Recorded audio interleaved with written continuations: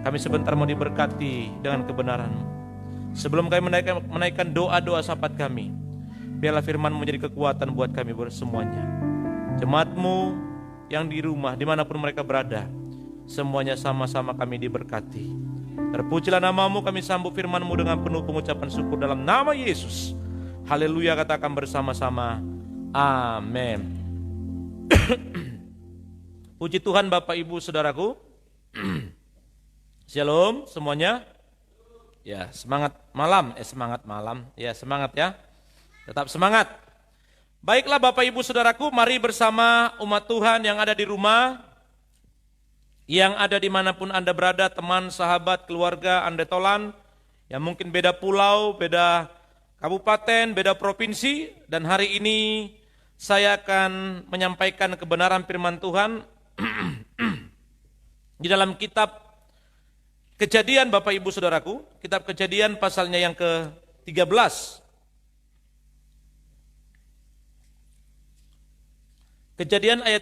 Kejadian pasal yang ke-13.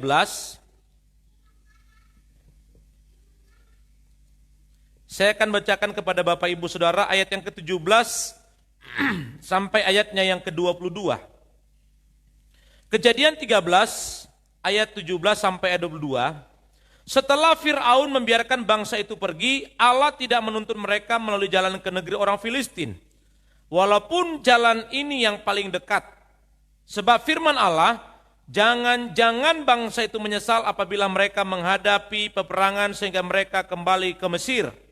Tetapi Allah menuntun bangsa itu berputar melalui jalan di padang gurun menuju ke Laut Teberau. Dengan siap sedia berperang, berjalanlah orang Israel dari tanah Mesir. Musa membawa tulang-tulang Yusuf, sebab tadinya Yusuf telah menyuruh anak-anak Israel bersumpah, dengan sungguh-sungguh Allah tentu akan memindahkan kamu, maka kamu harus membawa tulang-tulangku dari sini. Demikianlah mereka berangkat dari Sukot dan berkemah di Etam di tepi padang gurun. Tuhan berjalan di depan mereka pada siang hari dalam tiang awan untuk menuntun mereka di jalan. Dan pada waktu malam dalam tiang api untuk menerangi mereka sehingga mereka dapat berjalan siang dan malam. Dengan tidak beralih tiang awan itu tetap ada pada siang hari dan tiang api pada waktu malam di depan bangsa itu. Bapak Ibu Saudaraku, tadi saya baru pulang dari Kubar, saya naik berjalan Bapak Ibu mungkin lebih kurang perjalanannya dari jam 10 sampai jam setengah 10 sampai jam 12 lewat. Saya jalan kaki masuk ke hutan-hutan. Dan puji Tuhan tidak ada ular. Dan pada saat itu teman saya berkata begini, mudah-mudahan ya dingin tidak ada panas, dia bilang begitu. Saudaraku, setelah kami berjalan sekian kilometer di tengah-tengah hutan itu, pas kami pulang, tahu-tahu Bapak Ibu Saudara, awan itu menutupi cahaya matahari itu sehingga kami berjalan dengan agak lega sedikit. Karena memang air kami sudah habis. Airnya sudah habis. Yang saya bawa itu 1 botol aqua, ternyata mau cari akar bajaka, sudah habis dihabisin sama mereka semuanya. Jadi tidak ada lagi. Rasanya itu memang capek luar biasa. Saya bisa merasakan bagaimana bangsa Israel ini Bapak Ibu Saudaraku, karena ketika saya tadi saya hanya berjalan mungkin lebih kurang 2,5 jaman aja. Berjalan, tidak berhenti. Berjalan di tengah terik matahari itu. Baru 2,5 jam. Bangsa ini saudaraku berjalan bertahun-tahun. Sehingga Bapak Ibu Saudaraku, di dalam sebuah perjalanan itu, pasti namanya ada tantangan, ada masalah, ada kerikil-kerikil tajam. Tadi ketika saya jalan, kaki saya masuk lubang. Ketika saya jalan, paha saya, kaki saya kena duri rotan. Tangan saya kena, bermacam-macam di situ. Kaki saya kena gigi semut. Banyak tantangan. Jadi Bapak Ibu Saudaraku, di dalam sebuah kehidupan ini, pasti banyak kerikil-kerikil tajam yang Anda dan saya lalui. Tetapi perhatikan ayat 17. Setelah Fir'aun membiarkan bangsa itu pergi, Allah tidak menuntun mereka melalui jalan ke negeri orang Filistin. Artinya, Allah tidak menuntun mereka melalui jalan pintas. Katakan pintas. Seringkali Bapak Ibu Saudaraku, ini ayat 17 yang saya bahas kepada Bapak Ibu Saudara, seringkali kita selalu mencari jalan pintas. Mencari jalan pintas. Seringkali kita mencari sesuatu yang cepat dan instan. Padahal Bapak Ibu Saudaraku, setiap perjalanan semuanya ada proses. Setiap perjalanan hidup semuanya ada proses. Anak-anak, siapa lagi namanya ini? Kem apa? Ken. Nah, Ken kalau bapaknya langsung umurnya baru berapa tahun ini? 3 tahun, 2 tahun. Langsung Pak Andik menganggap langsung, udah kamu usiamu sebesar 15 tahun aja, walaupun kamu masih 2 tahun, tinggimu, gitu loh. Supaya apa? Papa capek nyetir, biar supaya kamu ganti nyetir. Nggak bisa. Semua ada prosesnya. Seringkali Bapak Ibu Saudaraku kita mencari jalan pintas. Seringkali Bapak Ibu kita dalam perjalanan kehidupan kita maunya yang enak-enak saja. Maunya yang enak-enak. Nggak mau menerima sesuatu yang tidak enak. Padahal Bapak Ibu Saudaraku, setiap perjalanan kehidupan kita itu Tuhan punya rencana yang begitu indah. Siapa sangka Bapak Ibu Saudaraku, dulu pernah saya menggerutu. Saya harus berangkat dari Sumatera melalui Bapak Ibu Saudaraku, apa namanya sana itu? Dari Tapsel sana itu, saya lupa lagi namanya. Naik kapal, berangkat ke kota Makassar. Di dalam kapal Kambuna itu saya harus menghadapi namanya gempa. Di kota Makassar Bapak Ibu Saudaraku pindah lagi ke provinsi lain. Dari provinsi lain pindah harus ke provinsi lain. Sebulan balik dari kota A ke kota B. Harus bekerja ini dan bekerja itu. Bekerja tukang becak, bekerja tukang gali parit, bekerja tukang AC, bekerja sopir truk, bekerja sopir angkot. Apalagi tukang tagih hutang, apalagi calo bandara. Begitu banyak lika-liku, tukang catering, tukang ngantang catering, apalagi tukang ngecat, apalagi office boy, apalagi tukang pukul, apalagi. Semua Tuhan izinkan perjalanan kehidupan saya. Awal-awal memang saya tidak pernah mengerti, kenapa harus begini ya Tuhan ya? Kenapa harus begitu ya Tuhan ya? Seringkali orang minta lahirnya menjadi anaknya SBY, waktu zamannya SBY menjadi presiden. Kalau sekarang orang minta menjadi anaknya Jokowi. Saudaraku yang kekasih. Sekarang juga banyak orang mengharapkan supaya anaknya Erick Thohir. Kan gitu. Karena kaya raya. Saudaraku, dengarkan baik-baik. Terima apa adanya dirimu hari ini, dan jalanilah lalui setiap perjalanan itu, dan jangan pernah engkau tinggalkan Tuhan, maka engkau akan melihat kebaikan yang luar biasa. Amin. Saya ulang sekali lagi, terima dirimu apa adanya, jangan melihat orang lain, kenapa dia ya, anaknya si Anu, kenapa dia dilahirkan begitu ya, sukses. Jangan pernah iri dengan orang lain.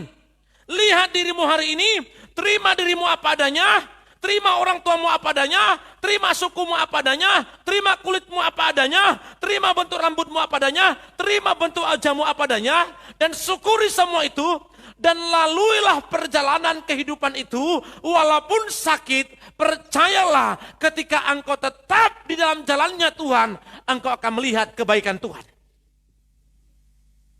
Engkau akan melihat janji Tuhan. Saya terlalu yakin Bapak Ibu, setiap perjalanan yang Tuhan izinkan, seandainya saya lari dari garisnya Tuhan, Seandainya saya lari dari garisnya Tuhan, pasti hidup saya melarat. Mungkin saya akan jadi tukang pukul terus. Mungkin saya bisa jadi tukang gali parit. Yang dimana si Andi lewat tidak pernah kenal sama saya. Yang dimana si Lala lewat tidak kenal sama saya. Karena tukang gali parit. Kalau seandainya saya jauh dari Tuhan, saya yakin dan percaya hidup saya tidak seperti saat ini. Makanya Bapak Ibu, biarkan Tuhan menuntun Anda dengan waktunya Tuhan. Jangan katakan kok begini ya Tuhan, kok begitu ya Tuhan. Kenapa ya Tuhan sampai hari ini aku belum mendapatkan anak ya Tuhan? Mengapa ya Tuhan? Mengapa ya Tuhan? Mengapa ya Tuhan? Selalu bertanya mengapa kepada Tuhan. Tapi tidak pernah kau tanya dirimu. Dan engkau tidak pernah peka dengan pertanyaan Tuhan kepada dirimu. Ini yang jadi masalah. Ini yang menjadi sebuah problema. Maunya Bapak Ibu ikut Tuhan, maunya semua sukses. Maunya karena melayani semuanya berjalan dengan baik. Tidak. Di tengah sebuah kerikil tajam itu, tetap engkau melihat kebaikan Tuhan. Di tengah sebuah permasalahan itu, tetap engkau menemukan pertolongan Tuhan. Amin. Jadi Bapak Ibu, jangan katakan kok rumit ya. Kok ikut Tuhan kok begini ya. Saya ulang sekali lagi, saya terlalu yakin Bapak Ibu Saudaraku, seandainya dulu Bapak Ibu 20 tahun, 15 tahun yang lalu, saya keluar dari jalurnya Tuhan, saya tidak seperti saat ini. Tidak mungkin. Makanya apapun yang kau lalui Bapak Ibu Saudaraku, jalanilah dengan waktunya Tuhan. Jalani dengan ritmenya Tuhan. Dari awal saya katakan jangan pernah tinggalkan Tuhan. Jangan pernah jauh dari Tuhan. Percayalah di tengah waktu yang Tuhan berikan kepadamu. Di tengah sebuah himpitan, tekanan hidup, problema dan masalah. Di sana engkau tetap melihat kebaikan Tuhan dalam hidupmu. Oleh karena itu Bapak Ibu Saudaraku yang kekasih. Terkadang masalah-masalah yang menimpa Anda dan saya. Saat ini corona menimpa semua banyak orang. Dengarkan baik-baik. Sesuai dengan lagu berkata begini. Bila kau izinkan sesuatu terjadi. Dari mana itu kuncinya itu? Dari A, B, C, D, E, F, G. Yang itu ya. Coba. Biasanya dari mana Pak Yudi? Hah? Oh dari G biasanya. Coba lu. Oh saya G ya. Coba. Ambil dia nada dasarnya. Bila kau izinkan sesuatu terjadi, ku percaya semua untuk kebaikanku. Bila nanti telah tiba waktumu, ku percaya kuasa-Mu memulihkan hidupku. Waktu Tuhan pasti yang terbaik, walau kadang tak mudah dimengerti. Lewati cobaan, ku tetap percaya waktu Tuhan pasti yang terbaik. Amin. Amin. Saudaraku, waktu Tuhan itu pasti yang terbaik. Bayangkan Bapak Ibu Saudaraku, dulu saya tamat SD sudah minta enggak sekolah. Saya bilang sama bapak mama saya, Bapak Ibu, Ma, pokoknya saya lulus SD enggak mau sekolah lagi. Kenapa Bapak Ibu? Karena sudah tahu duit 50.000. Ngelihat pohon sawit, buah sawit merah, langsung di otak saya 50.000. Kenapa? Saya suka ninja sawit, curi sawit. Saya bilang sama bapak saya, mama saya, "Ma, pokoknya selesai tamat SD, saya tidak mau sekolah lagi." Bapak saya bilang, "Nah, paling tidak SMP," katanya. Bayangkan orang tua bapak ibu merayu-rayu saya untuk sekolah. "Paling tidak nak SMP lah nak ya," katanya. "Oh iya lah," saya bilang. Saudaraku, saya sekolah didaftarkan SMP. Bolos. 1 tahun berapa? 365 hari. Saudara yang kasih absen saya itu 200-an. Di kelas 2 itu Bapak Ibu 200 lebih. Kenapa? Bolos. Belum lagi yang lompat dari jendela. Ujian terakhir Bapak Ibu, saya tidak kerjain. Dilinting baju, pakai kalung Bapak Ibu, telinga ditindih, tidak pakai kaos kaki. Akhirnya saudaraku, lulusan itu bapak saya bilang begini, "Gimana nak, kira-kira lulusnya kamu?" "Enggak," saya bilang. "Kalau kita sogok aja kepala sekolahnya," katanya. Dulu sering namanya, zaman tahun 90-an itu Bapak Ibu, itu ada namanya sogok menyogok kepala sekolah. Pada saat itu, enggak tahu sekarang. Saudaraku, saya bilang, "Enggak usah Pak," saya bilang. "Saya kan enggak mau sekolah lagi," saya bilang. Bapak Ibu berjuang untuk anaknya lulus. Tahu-tahu Bapak Ibu saudaraku, karena nenek saya itu di kabupaten itu kenal semua sama Kapolres, ke polisi dan segala macamnya. Saya karena ujian saya itu dikerjain sama guru itu sendiri. NIM saya tinggi. Paling tidak pernah saya kerjain. Pagi-pagi Bapak Ibu. Terima sudah semuanya, pulang, datang bapak saya bilang begini, "Nak, sekolah lagi kamu ya," katanya. "Saya tidak mau sekolah lagi," saya bilang. "Capek yang sekolah itu, bangun pagi-pagi, jauhnya sekolahnya Bapak Ibu. SMP itu jauh, jalan kaki 6 kilo, 6 kilo jalan kaki. Bapak saya belikan sepeda, wih senang betul memang pada saat itu kan belikan sepeda. Sama kayak Abel sama Eri dibelikan sepeda, senangnya minta ampun. Tapi sudah lama-kelamaan sepedanya tidak dipakai. Itulah. Hanya semangat awal saja. Saudaraku, akhirnya Bapak apa yang sekarang saya lakukan? "Saya tidak mau sekolah," saya bilang. Berhenti bapak saya ngomong. Biasanya kalau di kampung itu sarapan pagi-pagi sama-sama. Taruh nasi di bakul dari periuk Bapak Ibu, dimasak pakai kayu api, kayu apa namanya? Pakai kayu. Makan Bapak Ibu. Bapak saya masih ngomong, "Nah, kamu sekolah lah ya." Sudah aku bilang, "Pak, saya tidak mau sekolah lagi, Pak." Nadaku keras Bapak Ibu, dilempar bapak saya nasi 1 bakul itu ke kepala saya. "Anak kurang ajar kamu." Langsung Bapak Ibu 1 bakul itu nyangkut bakulnya di kepala saya sini. Nasi semua di badan saya. Hantam 2 kali bapak saya. Pukanya saya hantam 2 kali. Puak! Tidak terasa. Bapak saya kan tangannya besar. Saya masih SMP kecil. Tahu-tahu bapak saya dibilang, "Kumatikanlah kau." Dihantam muka saya. Langsung gambar bintang-bintang kunang-kunang. Saya kuambil parang babat. Yang 1,5 meter itu. Dari bawah kolong. Ku kejar bapak saya. Lari ke belakang, ke pohon sawit itu. "Kumatikan kau," saya bilang. Saudaraku, pada saat itu, anak buahnya bapak saya lagi mengasah dodosnya itu untuk mau panen di kebunnya.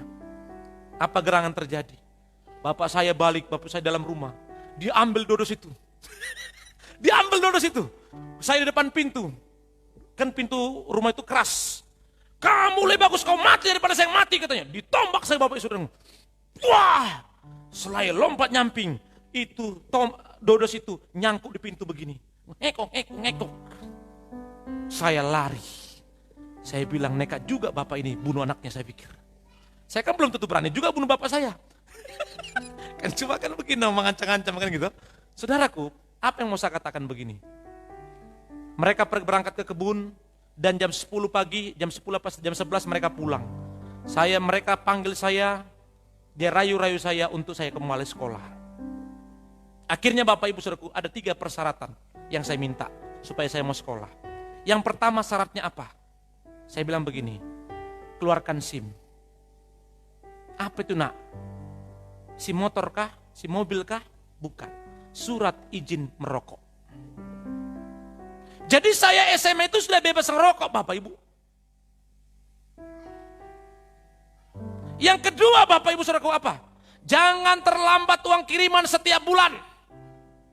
Yang ketiga apa? Naik tidak naik, lulus tidak lulus.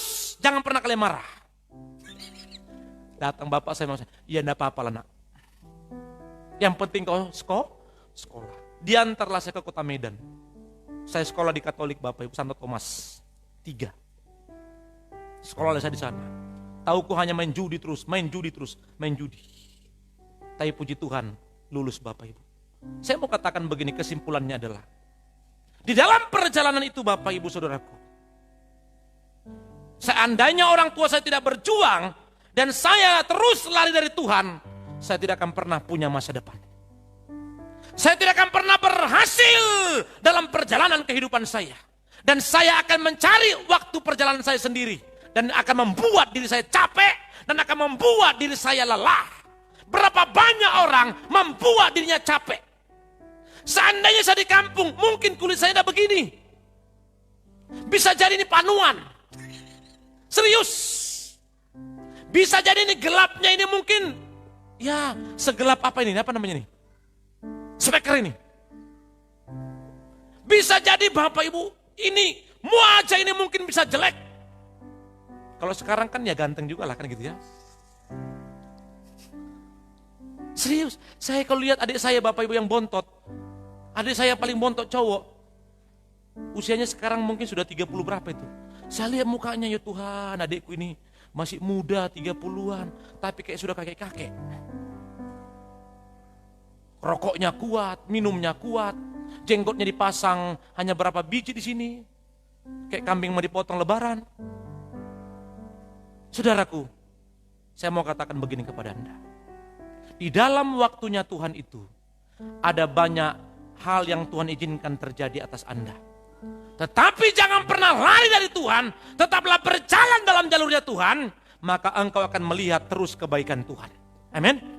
Engkau akan terus melihat janji Tuhan digenapi atas hidupmu dan atas hidupku, bahkan atas hidup generasi yang akan engkau lahirkan.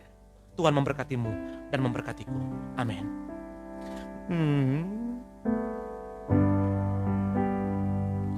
Bila kau izinkan sesuatu